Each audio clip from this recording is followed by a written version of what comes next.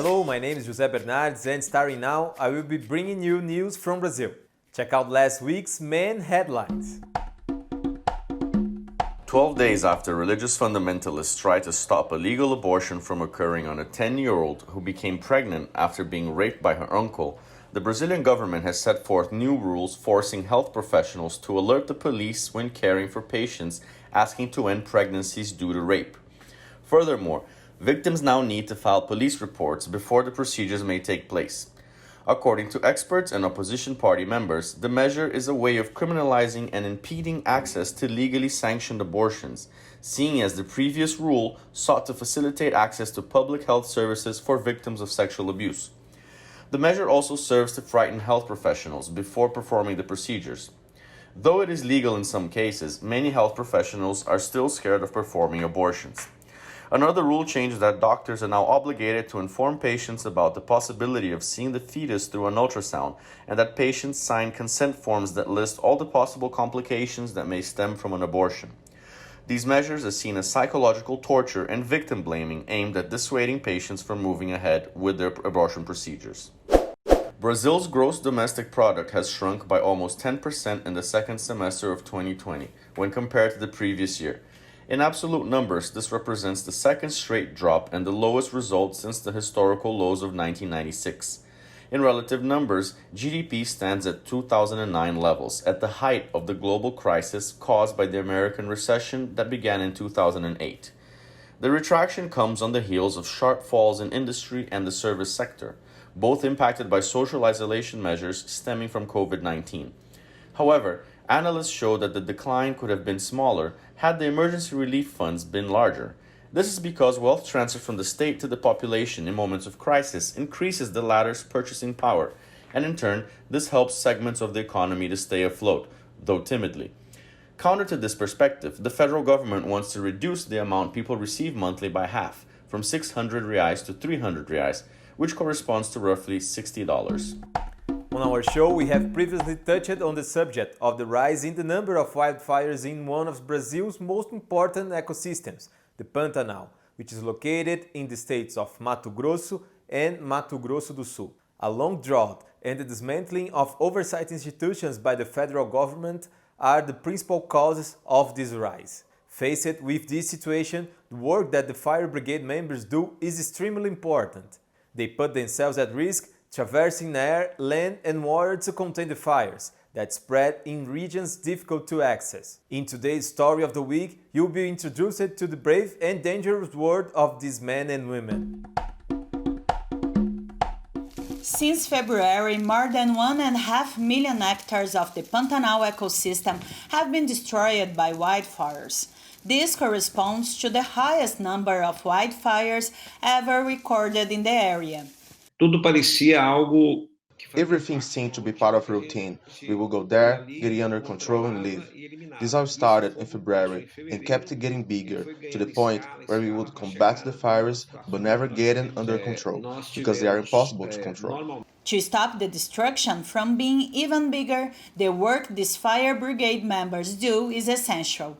They are the ones walking through the plains of the Pantanal, putting their lives at risk, facing extreme temperatures and toxic smoke. The biggest difficulty we have in fighting the fires is logistics.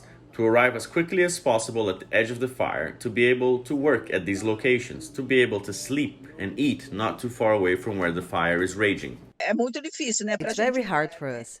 You have to walk around with a pump on your back, many times with other equipment. Besides this, we have gloves, masks, so it feels twice as hot. It's hard to move around with these things on. The brigade is comprised of members from oversight committees, NGOs, the fire department, and other volunteers from the region. Due to the severity of the situation, the government sent in the military and aircraft to put out the most critical of the fires.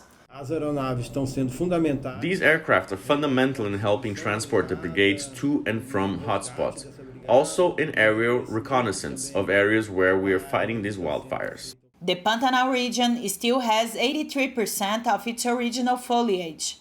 However, beyond the wildfires, the advancement of large-scale agriculture is putting one of the world's most diverse ecosystems at risk. We are not the only ones that lose out. Nature itself is losing. You see a lot of dead animals that you never even knew existed. Acho que a gente está vivendo momento. I think we're going through an important moment in a relationship with nature, where reframing and recategorizing this relationship will be critical to our future. I feel very motivated. It is part of the mission I am fulfilling as a soldier and environmentalist. Over the last few years, the Brazilian armed forces have been undergoing a slow and silent transformation. The reason behind this is the growing number of trans persons demanding the right to exist and pursue a military career.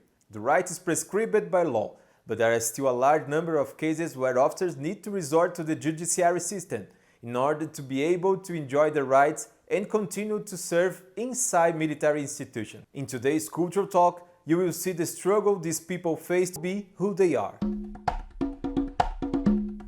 Since 2018, transsexuality can no longer be a reason for being rejected or removed from the ranks of officers among the Brazilian armed forces. The right to exist and pursue a military career has come on the heels of other accomplishments the trans movement has attained over the last decade, like the recognition of social names in 2016 and the criminalization of homophobia in 2019. However, like the majority of anti-discrimination laws in Brazil, theory and practice are two different things. There are numerous cases of trans people still fighting to enjoy their rights, such as the case of Sergeant Bruna Benevides, who was suspended from the Navy after transitioning to the female gender and is now suing the institution in order to be able to return to work. Look at the paradox. In my view, it's absurd since I am an extremely capable woman, a professional who is dedicated, who wants to keep on working but is being prohibited from doing so because of who I am. Another case is that of Major Bianca Figueira, who also needed to file a lawsuit after being removed from the military when she transitioned. When I decided to tell my superiors, I had to stop all my activities in a day. In principle, I was supposed to say that I was going to a vacation, but it wasn't a vacation. They placed me in a medical leave for 90 days in order to diagnose me with a mental condition. Because I'm transsexual and supposedly had mental issues, this was in the Navy Psychiatric Hospital. Notwithstanding the situations being faced by Bruna and Bianca, which are counter to the Brazilian law, recent cases show that their struggle and that of the entire LGBTQ movement has been showing positive results. Our response faced with this violence, this transphobia, is to be even more organized to fight it, fight for what we think is important. Thanks to the exposure we've been getting, our struggle, our perseverance to seek our rights, all this is being recognized. I say seek out in the fight for its sense, to fight our rights. In today's Brazilianism, lots of good music and food.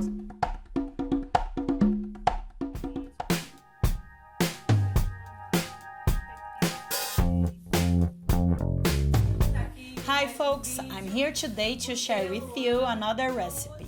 Today I'll be using green bananas. This banana is native from our land, but it can be any green banana. The recipe is called patacones. We will use the green bananas, oil to fry them, and salt. Let's cut the banana. I'm going to cut it into 4 pieces, but if it's a smaller one, you can cut it into 3. We cut it like this, peel it and fry it in hot oil.